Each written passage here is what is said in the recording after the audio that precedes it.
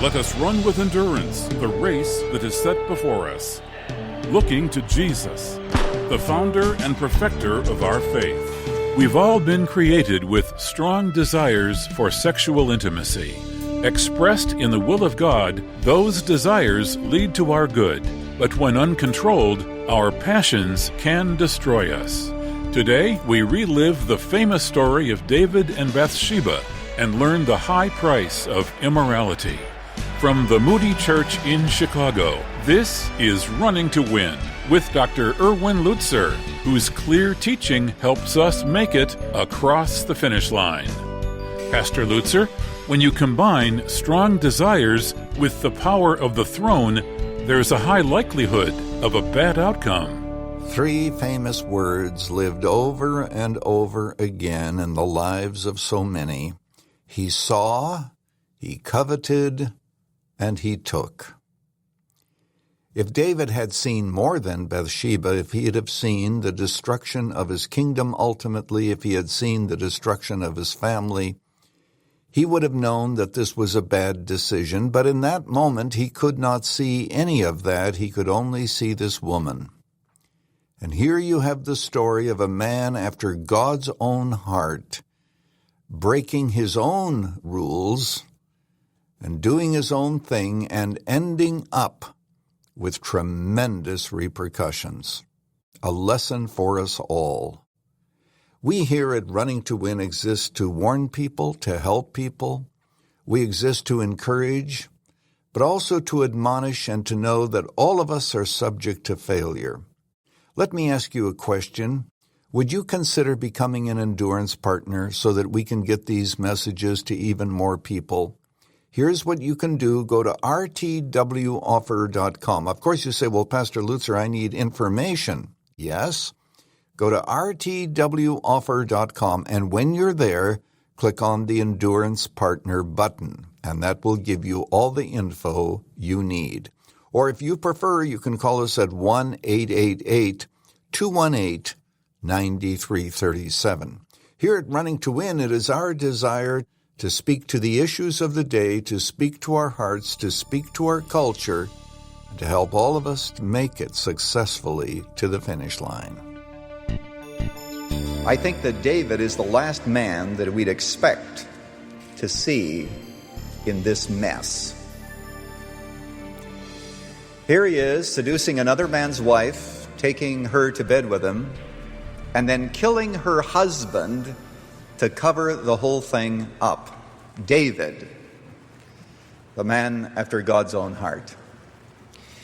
You and I are sexual creatures. We know the power of fantasies, of desires, of lusts. Those of us who have never been on drink or drugs, we know the power of sexual temptation. It was Mark Twain who railed against God for giving him such passionate desires and then limiting their fulfillment and prescribing the exact rules by which the sexual relationship will be played. Why is it that we have these desires that sometimes go unmet? Well, of course, the biblical answer would be that we might be perfect and entire, lacking in nothing.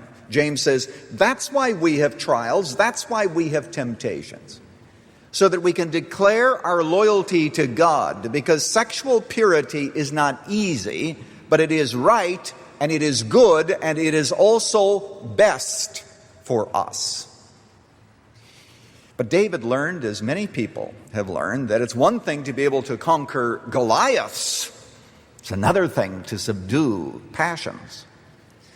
David, as we have learned in this series of messages, he discovered that he was able to dodge some of the spears that were thrown at him by Saul. But there was one spear that lodged in his heart, and he had to regret it until his deathbed. The story is recorded for us in 2 Samuel chapter 11 and chapter 12. 2 Samuel 11 and 12. David was 47 years old, so far as we know, when this incident with Bathsheba happened. Would to God he had died at the age of 46. First of all, I want us to look at this passage and to see the steps that led down to this pit of sin. The steps that led down, we could call it the mess up. You'll notice it says in chapter 11, verse 1, it happened in the spring at the time when kings go out to battle that David sent Joab, his servants with him, and all Israel, and they destroyed the sons of Ammon and besieged Rabbah. David stayed in Jerusalem. These were trivial battles. He didn't need to be there. And it came to pass that David arose from his bed and walked around the roof of the king's house, and from the roof he saw a woman bathing, and the woman was very beautiful in appearance. If we're going to catalog the steps that led down to David's defeat and humiliation and shame, the first word to underline in the text is the word saw. He saw a woman. We don't know whether Bathsheba was deliberately being immodest, whether she was making herself available, or whether that was the custom, and whether the king's house just happened to be taller than all the other houses in the city of Jerusalem. But David's eyes were riveted upon her. His blood ran hot as he saw her beautiful body. And it's interesting that the text does not tell us what David did not see when he looked at Bathsheba. For example, one of the things he did not see is the chasm into which he was about to fall. He did not see the destruction of his family. He did not see the disintegration of his kingdom. He did not see the fact that he would become a murderer. In short, David did not see God. He did not see God. All that he could do is think about what it would be like to be with her, and thinking that if he doesn't, he will always wonder what that relationship and experience would have been like. And so what he does is he gazes upon her, and at that moment he was making an incredibly important and disastrous decision. Now, the longer he looked, the less likely it would be for him to say no. As a matter of fact, this would be the easiest time for him to say no. But he let that time pass. Now, David had other wives. He had a number of them. Of course, Michal, Saul's daughter, he was not having a relationship with her, as we learned previously. And he had married a beautiful, intelligent woman by the name of Abigail. But that was a couple of years ago, and things kind of settled into the routine. And Abigail to David now was just dear Abby. And so what he was doing is, he didn't realize it, but he was cutting an anchor that would lead him onto a river whose size and whose speed was well beyond him. But he wasn't thinking about that. He was thinking about her. I'm not sure that David hated God at this particular moment. I just think he forgot God. I like what Dietrich Bonhoeffer wrote. You remember he was a victim of a Nazi concentration camp and died at the age of 39. But he said, in our members there is a slumbering inclination towards desire, which is both fierce and sudden. With irresistible power, desire seizes mastery over the flesh. All at once a secret, smoldering fire is kindled, and the flesh burns, and it is in flames. Joy in God is extinguished in us, and we seek all of our joy in the creature. At this moment, God is quite unreal to us. He loses all reality, and only desire for the creature is real. Satan does not now fill us with hatred of God, but only forgetfulness of God. David saw. He saw, but he didn't see enough. He didn't see enough. He should have also seen God. Second step, he sent. Verse 3. So David sent and inquired about the woman, and he sends a servant, and I can imagine the conversation. You know, I've been living in this neighborhood for so long, and you know, I've been so busy. I'm a king. I've got administrative duties. I'm out fighting. One of the things I've never been able to do is to really get to know my neighbors. I'd like to get to know them better. I wonder if you check, for example, just to pick a house at random, the one the second from the end on Ben Yehuda Street over there. Find out who is it that lives there anyway. So the messenger comes back and he says, well, it's Bathsheba. Uriah is one of your mighty men. And David knew Uriah very well. And that happens to be Bathsheba. And of course, Uriah is at battle where most of the men are. So David, first of all, he asks about her. And then the next step is he actually took her. First of all, he sent to ask. And then he sent to take, to steal, if you will. And it says in verse 4, David sent messengers and took her. I wonder what he told them to tell her. I just really feel badly that we've been living just a couple of houses apart, and I don't even know the names of your kids. I really like to get to know this family better. Uriah is one of my fighting men, and have her come over here so that we can get a little better acquainted. And then the scripture says, of course, he saw, he sent, he took. And you'll notice that the text says he lay with her, and when she had purified herself from her uncleanness, she returned to her house. All right, it's a casual affair. It's a one-night stand. It's over. It was perhaps a beautiful experience, but there are other experiences that need to be taken of. The press of business and kingly duties require a lot of haste and a lot of attention. And that's it. But a couple of weeks later, a messenger comes with a note, and it is addressed to the most honorable king, and it says simply, I'm pregnant, and it's signed B. Wasn't so casual after all, come to think of it. Now a human life has been created that is going to live somewhere forever. So it's not quite that simple. And so David begins to think to himself that this casual relationship is not quite so casual, but if I can keep it secret, it won't be too bad, it won't damage my reputation, and it won't damage the kingdom. And so what David decided to do is to say this, I've lost the first round, I've lost a game, but one thing is sure, I will not lose the tournament. It's one thing to lose a game, but he didn't want to lose the whole thing. And so those are the steps that David took. And if that is the mess up, let us now look at the cover-up. The cover-up. And I might say that the cover-up, as we shall see, was also a gigantic mess-up. So David says, you know what I'm going to do? I'm going to bring Uriah back from battle. This is plan A. This will work. I'm going to invite Uriah home, and I'm going to give him some gifts, and I'm going to say, you've been fighting an awful lot. I think it's time that you took some time off. Uriah must have wondered why he had the attention of the king, but the king said, look, why don't you go home to Bathsheba? And if they made love together, Uriah would think that the child was his, the neighbors would think that the child was his, and David would be free. So he brings Uriah back, and lo and behold, what do you do with this guy? He won't go home. That's what the text says. Verse 10, Uriah would not go down to his house. David said to Uriah, have you not come from a journey? Why don't you go down to your house? You've got this lovely woman there. That's the footnote.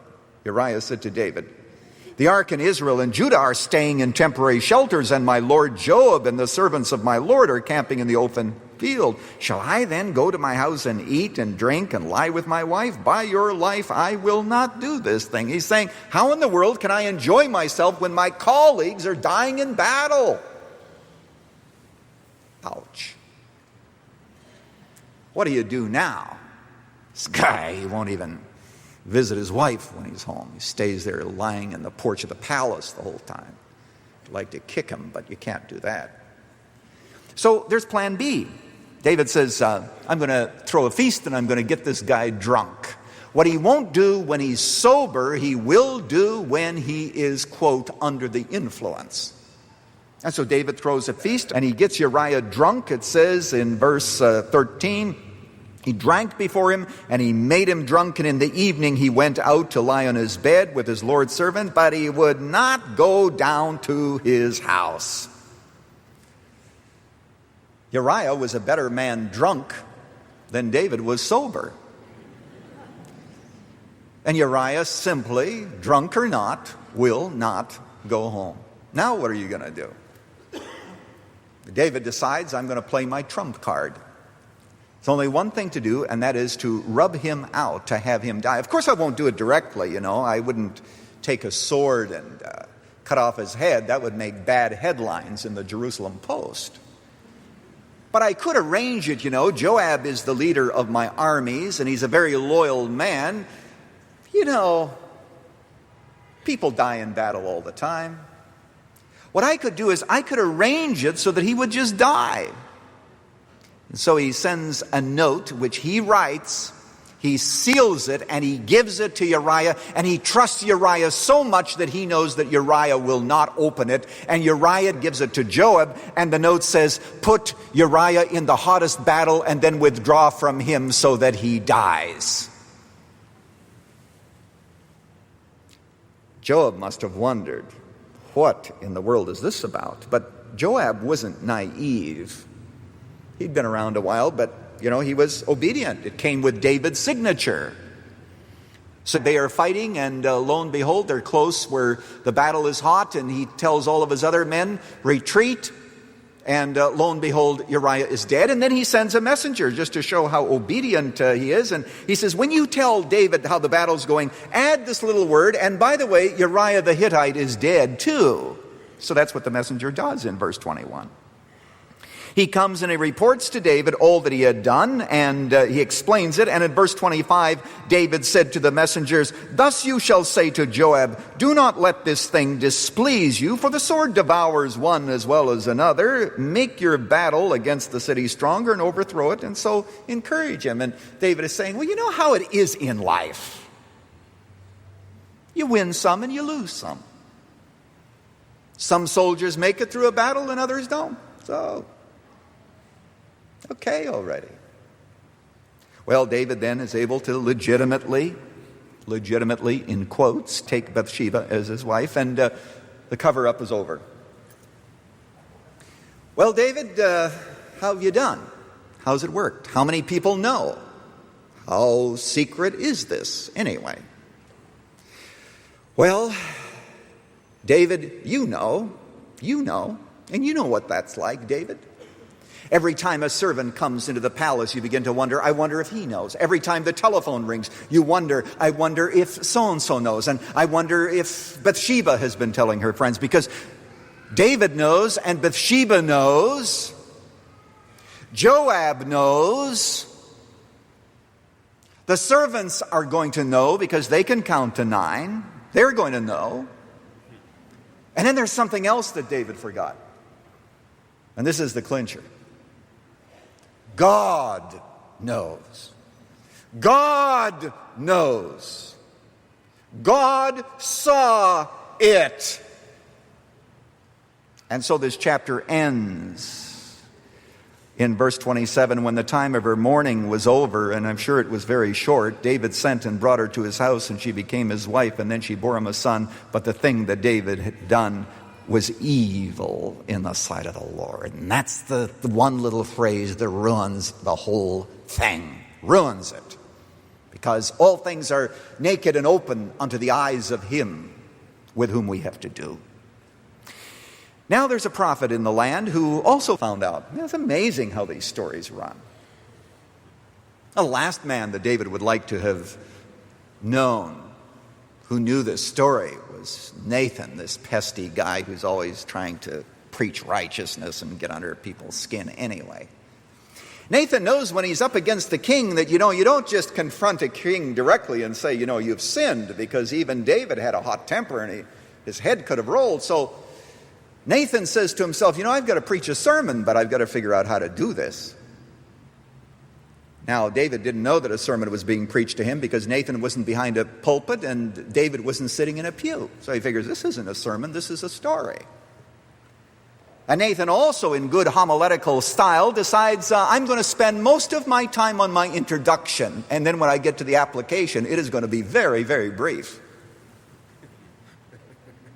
So he tells a story. He says, David, I'll tell you what happened in your kingdom one day. He said there was this man who had many lambs and many sheep and goats and very wealthy. And there was this poor man who had this little lamb who grew up with the family, and they loved this little pet lamb. And a traveler comes to the rich man, and instead of taking one of his own animals, he actually has the nerve, if you can believe it, to go and to steal this poor man's lamb and use it for a meal.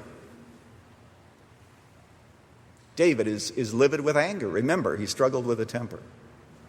He says in verse 5, his anger burned against the man, and he said to Nathan, as the Lord lives, surely the man who has done this deserves to die. Wow. Whew. Stiff penalty for stealing a lamb, I'd say. It's pretty tough. And he says he must minimally make restitution for the lamb fourfold because he did this thing and had no compassion. So he says, I want you to really sock it to this guy, because that's the kind of thing up with which I will not put.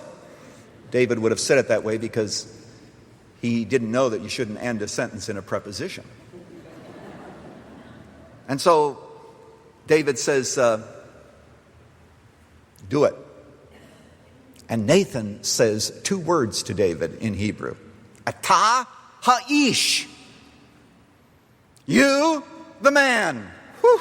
Application.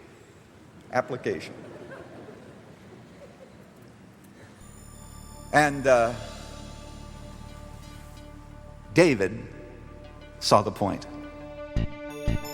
What a dramatic story when Nathan confronts David. And what a lesson about human nature. David is more concerned about someone who stole a lamb than he is about someone, namely himself, who stole a man's wife. Human nature on display. We here at Running to Win exist to help people, to admonish them, to make sure that they understand the good news of the gospel and the forgiveness of God, but also the consequences of people's sin. Would you consider helping us? I have in my hands a very encouraging letter. It says, I'm a Vietnam veteran who works with other veterans with brain injuries. I'm using Pastor Lutzer's teaching with Iraq veterans who are processing whether or not God still loves them. And then the letter goes on, and I'm glancing now at the very end. The thoughtful, dignified, and pastoral messages have helped both me and others understand God's forgiveness. You, my friend, have a part in this ministry. All those who support this ministry are really a part of testimonies just like that. Would you consider becoming an endurance partner? Endurance partners are those who give regularly with their prayers and, of course, with their gifts. Here's what you do for more information. You go to rtwoffer.com. I'm going to be giving you that again, just in case you don't have a pencil handy. rtwoffer.com. But when you're there, click on the Endurance Partner button. That'll give you the information you need. Of course, the amount that you give is entirely your decision. Or if you wish, you can call us at 1-888-218-9337. Testimonies come to us from all parts of the world, and we're thankful that it is because of the investment that people make in this ministry that we are able actually to even expand the ministry of Running to Win. Thanks in advance for helping us. That information again, rtwoffer.com. Click on the Endurance Partner button or call us at 1-888-218-9337. And through your gifts and through your prayers, we continue to help people make it all the way to the finish line. You can write to us at Running to Win, 1635 North LaSalle Boulevard, Chicago, Illinois, 60614. Erwin Lutzer has brought part 1 of Passions in Conflict, the 8th message in his series, Growing Through Conflict, a study in the life of King David. Next time, more of the famous story of David and Bathsheba and getting your passions under control. This is Dave McAllister. Running to Win is sponsored by the Moody Church.